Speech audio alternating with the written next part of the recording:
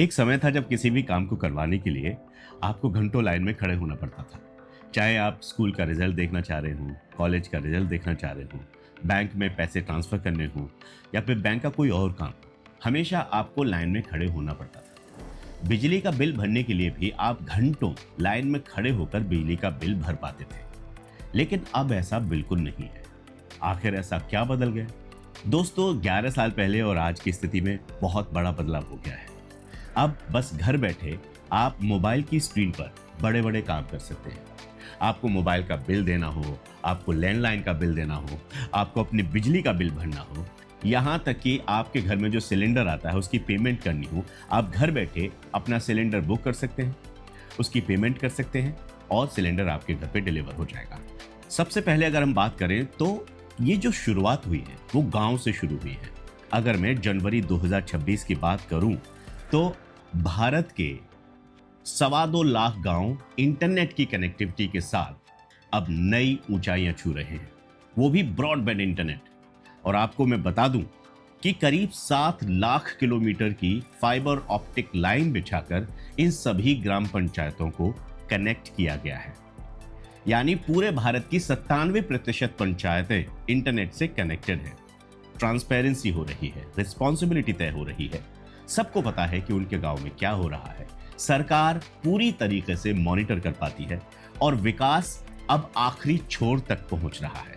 वो सब संभव हो रहा है डिजिटल इंडिया की वजह से। आपको शायद यकीन ना हो, लेकिन अगर मैं मार्च 2026 के डेटा की बात करूं तो करीब 106.58 करोड़ ब्रॉडबैंड के यूजर इंडिया में हैं। ये इतना बड़ा नंबर है कि किसी देश की पॉपुलेशन भी इतनी नहीं है। अब गांव में बैठकर एक बच्चा परीक्षा दे सकता है, गांव में बैठ के कोई भी व्यक्ति अपना वर्क फ्रॉम होम कर सकता है, गांव से इंटरव्यू दे रहे हैं, गांव से परीक्षाएं दे रहे हैं और अपनी ऑफिस का काम भी गांव से कर लेते हैं। एक सबसे बड़ा बदलाव मुझे क्या लगता है, आधार, बैंक और आपका मोबाइल। आपका आधार आपके बैंक खाते से अटैच है। आप जहां चाहें बायोमेट्रिक के जरिए किसी भी ब्रांच से पैसे निकाल सकते हैं। फरवरी 2026 की मैं बात कर रहा हूं, करीब 56 करोड़ जनधन खाते ऑलरेडी खुल चुके हैं। आप यकीन नहीं करेंगे कि जिस देश में लोगों के पास बैंक खाता नहीं था, वहां पर डिजिटल इंडिया की सोच को लाना भी कितनी बड़ी बात होती थी। जहां बैंक खाता भी नहीं है, अब गली गली चौराहे पर आप सब्जी लेते हैं तो भी बड़ी आसानी से यूपीआई का पिन डालते हुए पेमेंट कर देते हैं। ये सब संभव हो रहा है। अब इसका फायदा क्या है?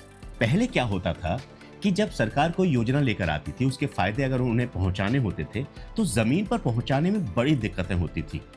और ऐसी स्थिति में क्या होता था कि जो फायदा ऊपर से चल के आता था वो गरीब तक पहुंचते पहुंचते या जिसको इसकी आवश्यकता है उस तक पहुंचते पहुंचते उसमें काफी ज्यादा देर लग जाती थी या फिर कुछ और दिक्कतों का सामना करना पड़ता था। जून 2026 तक 51 लाख करोड़ रुपए से ज्यादा की सरकारी मदद विभिन्न स्कीमों के द्वारा सीधे उनके खाते में ट्रांसफर की जा चुकी है। जैसे आपने देखा होगा, किसान सम्मान निधि के रूप में सीधे किसानों के खाते में पैसे आ जाते हैं। सिलेंडर बुक करते हैं, उसकी सब्सिडी सीधे बैंक खाते में आ जाती है, कोई बिचौलिया नहीं। तो इससे करप्शन बहुत दूर हुआ है, ट्रांसपेरेंसी आई है। पूरे विश्व में जितने भी ट्रांजैक्शंस हो रहे हैं ना पैसे के, उसमें से आधे तो इंडिया में ही हो रहा है। तो यानी हर दूसरी ट्रांजैक्शन भारत से। आप एक बात सोचिए, जहां 2016-17 में सिर्फ 2 करोड़ ट्रांजैक्शन हुई थी, वहां 25-26 में ये 24,000 करोड़ से भी ज्यादा हो गई। कितना बड़ा बदलाव है। आपने डिजी लॉकर के बारे में सुना होगा। अब आपको अपने इंपॉर्टेंट कागजात बसों में, ट्रेन में ले जाने की जरूरत नहीं होती है। डिजी लॉकर से आज करीब 71 करोड़ से ज्यादा लोग जुड़ चुके हैं। मतलब ना तो कागजातों के खोने का डर और बड़ी आसानी से कुछ क्लिक्स की दूरी पर आप अपने डॉक्यूमेंट्स वेरीफाई कर सकते हैं। उमंग ऐप तो आपने जरूर चलाई होगी।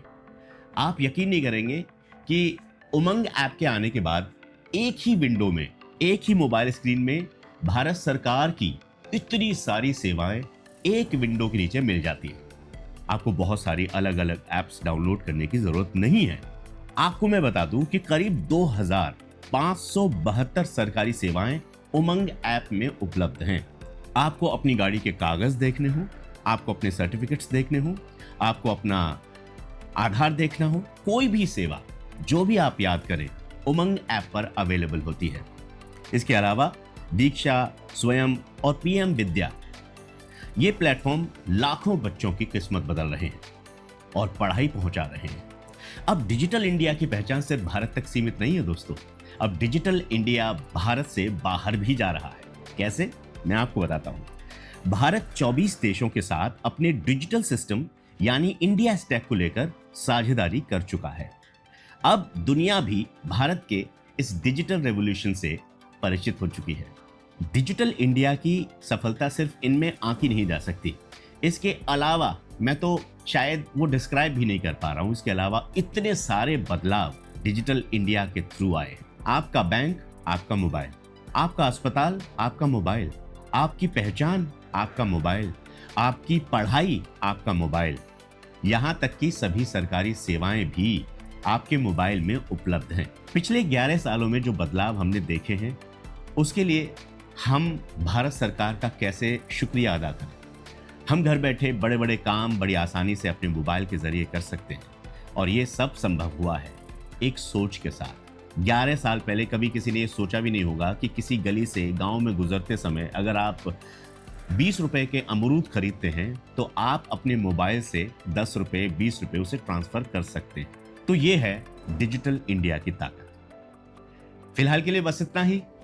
मुझे यानी ऋषि शर्मा को दीजिए इजाजत। नमस्कार।